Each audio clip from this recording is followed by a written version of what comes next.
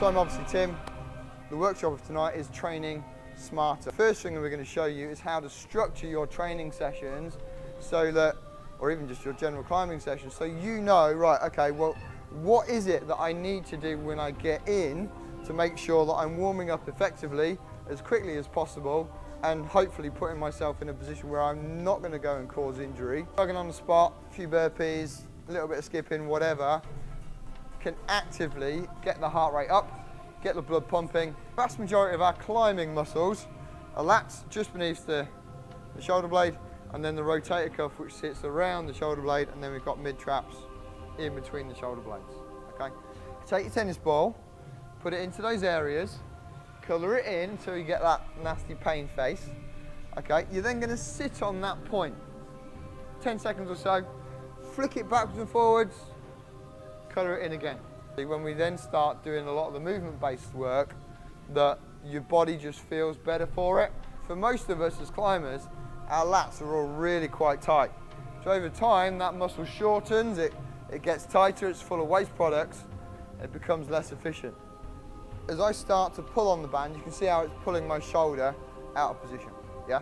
So the first thing I want to think about is actively sucking my shoulder back in, okay? So I'm already starting to protect it, I'm already starting to wake up those stabilizer muscles.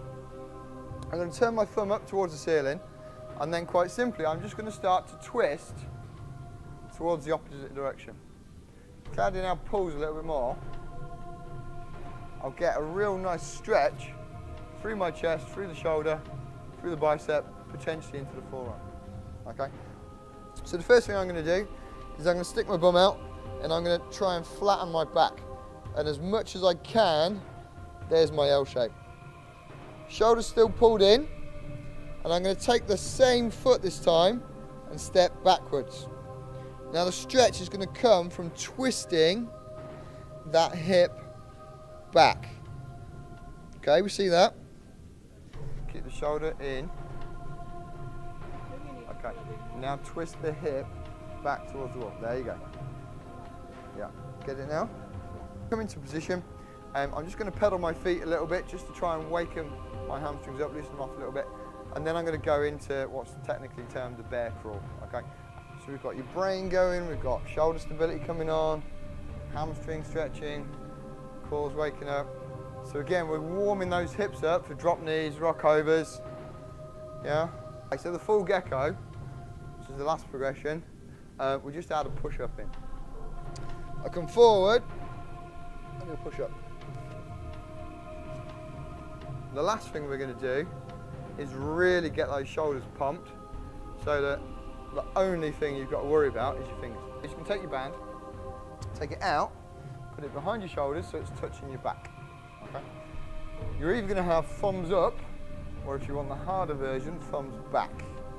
But make sure you don't arch your backwards. Okay? So this is your horizontal flosser. And quite simply, you're going to come up to the tops of your ears, and then you're going to come down to the bottom of the shoulder blades, or around about the bra strap. The band is not going to come back. It's going to stay nice and close. We're just going to go up and down for about 30 seconds. I call this a brain flosser because the band is going to pass through your brain. But we don't want a nice chicken wing arms, we want those elbows tucked under. So the elbows won't move at all, and then we just floss from one side to the other. You've then got 30, 40 minutes or so to go and get your flash pump, get your head into the game, yeah, get your shoes warm, get your movement, do all that easy climbing stuff. By which point, great, you should be ready to go and get on your red point, get on your project. Okay. Cool down's really simple.